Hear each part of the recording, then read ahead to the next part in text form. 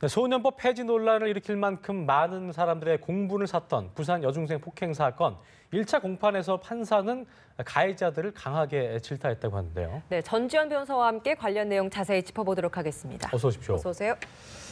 말씀드린 대로 판사도 화가 났네요. 그러니까 이게 보니까 개, 돼지도 이렇게 때리면 안 된다고 엄하게 꾸짖었다고 하더라고요. 예, 뭐 이래저래 개, 돼지라는 용어가 많이 나오고 있는데 얼마 전에 있었던 부산 여중생 폭행 사건 다들 기억하시죠? 그렇습니다.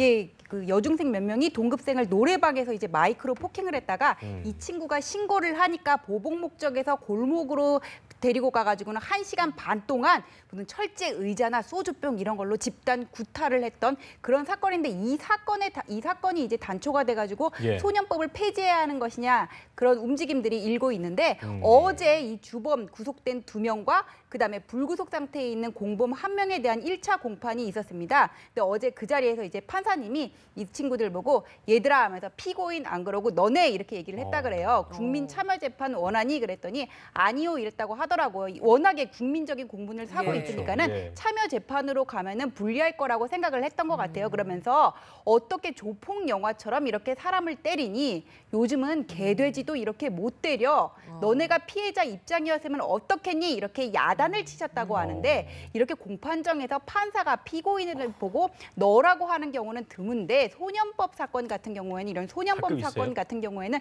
예, 그런 경우들이 있어요. 그런데 이 어린애들 입장에서도 피고인 누구 이렇게 하는 것보다는 학교에서 선생님이 학생들 보고 학생 누구 이렇게 부르지는 않잖아요. 너네 그렇죠. 이렇게 하지. 그냥 네. 오히려 이렇게 타이르듯이 불러주는 게 더 마음에 안정이 될 수도 있다는 그런 생각이 듭니다. 그렇군요. 네, 뭐 이런 표현을 이외에도 지금 판사가 숙제를 내주다고 합니다. 내가 만약에 피해자처럼 폭행을 당했다면 어떻게 했을지 다음 기일에 답변을 가져와라라는 숙제를 그래요. 줬다고 하는데 사실 이 지금 가해자들이 SNS에 자신들의 사건 같은 것들을 자랑을 하는 듯한 말을 하기도 했고 이런 학생들이기 때문에 이런 숙제를 내줬을 때 그만큼 좀 공감을 하고 여기 효과가 있을지 좀 어떻게 보십니까? 근데 그렇게 자랑을 할 때는 이제 구속되기 전이잖아요. 이제 판사님께서 어제 반성문을 쓰라고 숙제를 내주셨다고 하는데, 근데 그 이전에도 이 친구들이 법원에다가는 수차례 반성문을 냈다고 해요. 근데 아직까지 피해자랑은 합의가 안 된 상태라고 하는데 이렇게 피고인들이 구속이 돼가지고는 범행을 인정하고 재판을 받을 때는 다들 반성문을 씁니다. 근데 그 반성문만 보면은 정말 죄를 뉘우치고 참회하고 그럴 것 같이 보이지만은 반성문을 어떻게 써야 되는지 물어보기도 하고 실제로는 안 그런 경우도 있어요. 그렇죠. 진정성이 제일 중요한 네, 거죠. 그런데 이 친구들은 지금 여중생 나이예요. 예. 미성년자란 말이에요. 우리가 소년법에 대해서 이렇게 좀 더 관대한 잣대를 들이대자고 하는 것도 어떤 계도 가능성 때문인데 이 친구들도 이번에 화들짝 놀랐을 것 같아요. 일이 이렇게까지 커질 줄은 몰랐는데 아 정말 이런 일을 해서는 안 되겠구나 하는 그런 막 끔찍 놀람, 어떤 뉘우침 이런 거는 있을 것 같거든요. 그래서 예. 정말 진정으로 반성하는 것까지는 잘 모르겠지만은 최소한 적어도 이런 일을 또 저지르면은 안 되겠구나 하는 경각심은 있지 않을까 그렇게 이 생각합니다. 반성문 놓고도 지금 온라인에서 굉장히 공분이 있는 게 뭐 꼭 이거 쓴다고 정상 참작해주거나 뭔가 좀 이렇게 훈훈하게 마무리되는 거 아니냐 이러면서 이제 또 공분하신 분들이 있던데 그런 건 그런 개념은 아닌 거죠? 반성문을 쓴다고 해가지고 무조건 훈훈하게 마무리되는 건 그건 아니죠? 아니고요. 예. 반성문은 판사님이 이 사람이 얼마나 죄를 뉘우치고 있는지 그걸 판단하는 하나의 판단하기 정황 위해서. 자료고 반성문보다 더 중요한 거는 피해자와의 합의서가 되겠죠. 피해자가 정말 이 사람들을 용서하고 싶은 마음이 있는 건지. 아무리 반성해도 이쪽에서 합의하지 않겠다면 뭐 소용이 없는 거고요. 소용이 없을 수도 있고 있을 수도 있고요. 그거는 이제 판사님이 되는군요. 공판점에서 이 사람의 상태를 알겠습니다. 보시고 결정할 거죠. 자, 그리고 그 에이즈에 걸린 20대 여성이 부산 지역에서 채팅 애플리케이션으로 만난 남성과 성매매를 하다가 경찰에 적발됐다고 하는데 이 사건 좀 짚어주시죠. 예. 20대 여성이 지난 8월에 부산 동래구에 있는 한 모텔에서 채팅 앱을 통해 가지고 성매매를 하다가 적발이 됐습니다. 예. 근데 적발이 돼 가지고는 경찰이 이 여성을 이제 수사를 하다 보니까 당연히 전과 조회를 했겠죠. 전과 조회를 해보니까 2010년에도 동종의 전과가 있고 이 여자분이 에이즈 감염자라는 사실이 드러나게 된 거예요. 예. 만약에 2010년에 적발이 된 사실이 없다면 이 여성이 에이즈 감염자라는 거 모르고 그냥 넘어갈 뻔했어요. 예. 그 여성이 그때 2010년에 적발됐을 때도 이 에이즈 감염자이면서 숨기고 성매매를 했다는 사실 때문에 집행유예를 받은 사실이 있는데 예. 이번에도 또 이제 같은 죄가 발각이 된 거고요.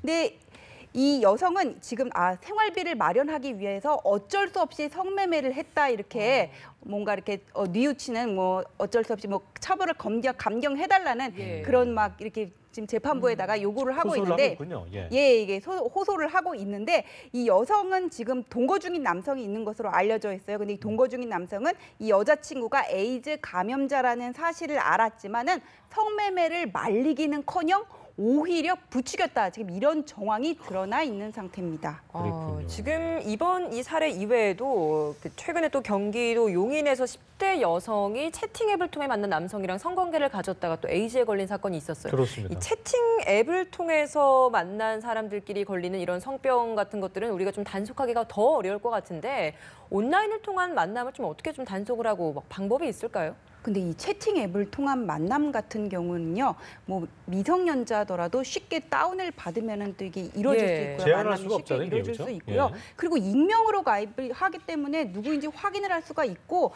확인을 할 수가 없고 또 이렇게 오고 간 대화 내용을 삭제를 해버린다면 추적이 불가능한 상태입니다. 그러니까 성매매 사실이 드러나고 이 성매도를 한 여성이 에이즈 감염자라는 사실이 드러난다고 하더라도 이게 남성이 내가 성매매했다는 거를 이렇게 자진을 하고 내가 에이즈 감염자인지 검사를 받고 신고를 하지 않는 한 이게 어떻게 전파가 됐는지 확인을 할 수가 없는 거예요. 예. 그러겠네요. 이게 참 그래서 더 문제인 건데 보건당국이 이제 비상이 걸려서 이제 경찰이 성매수한 그 남성을 확인하면 에이즈 검사를 진행할 예정으로 전해지고 있는데 일단 에이즈 확산 방지 관리 체계에 구멍이 뚫렸다. 저희가 이렇게 볼 수 있을 것 같은데요.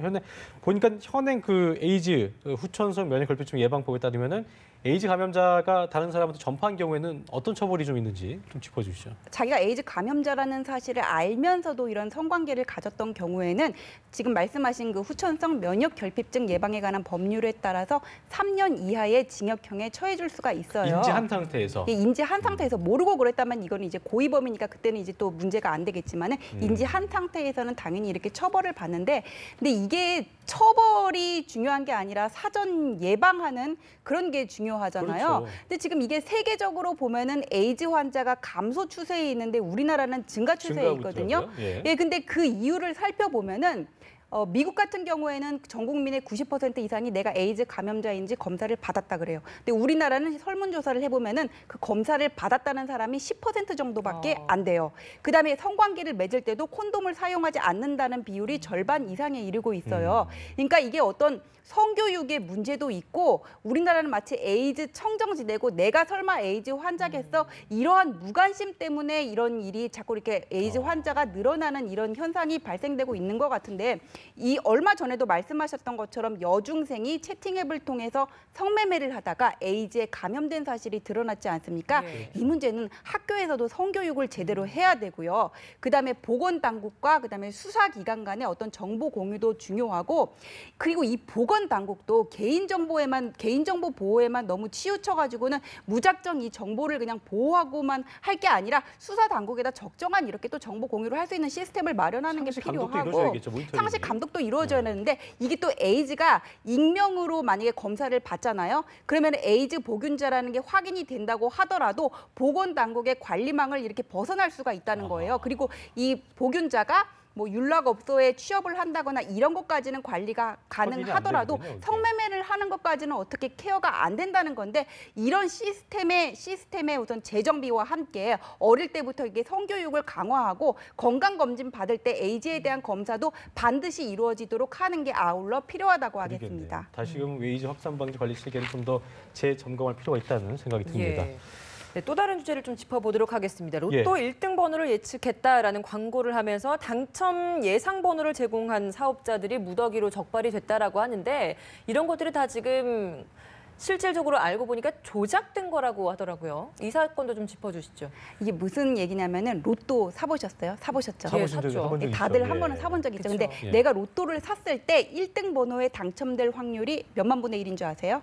800만 분이 800만 분의 1. 그러니까 그렇죠. 전 국민이 다 샀을 때 한 6명 정도가 당첨될 수 있는 확률이라고 얘기를 해요. 근데 사람들이 모두 이렇게 1등을 꿈꾸면서 로또를 그렇죠. 구매를 하고는 예. 그러는데 한 주에 로또를 구매하는 사람이 몇 명인 줄 아세요? 몇 명 정도? 500만 명이래. 500만 명이 이제 1등을 꿈꾸면서 로또를 구매하는 거예요. 예. 이번에 적발된 이 사업자들은 사람들이 바로 이런 심리를 이용했습니다.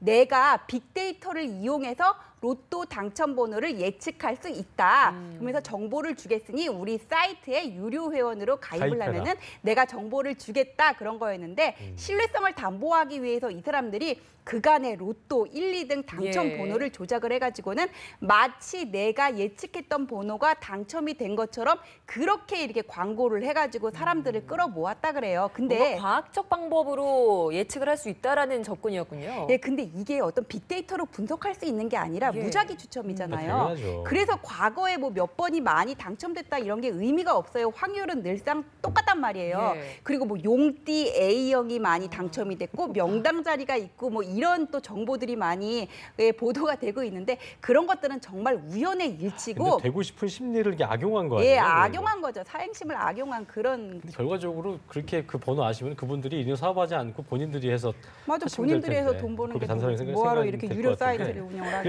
일단 어쨌든 이렇게 사람들의 마음을 속여서 사용한 분들이 어떤 처벌을 받게 되는지도 좀 짚어주시면 좋을 것 같아요. 예. 이 사람들이 일단 허위 광고를 한 거잖아요. 예. 로또 1, 2등 당첨 번호를 조작을 해가지고 그러면 표시광고법 위반이 되거든요. 네. 과징금을 맞을 수도 있고 징역 2년 이하의 징역에 처벌될 수 있고요.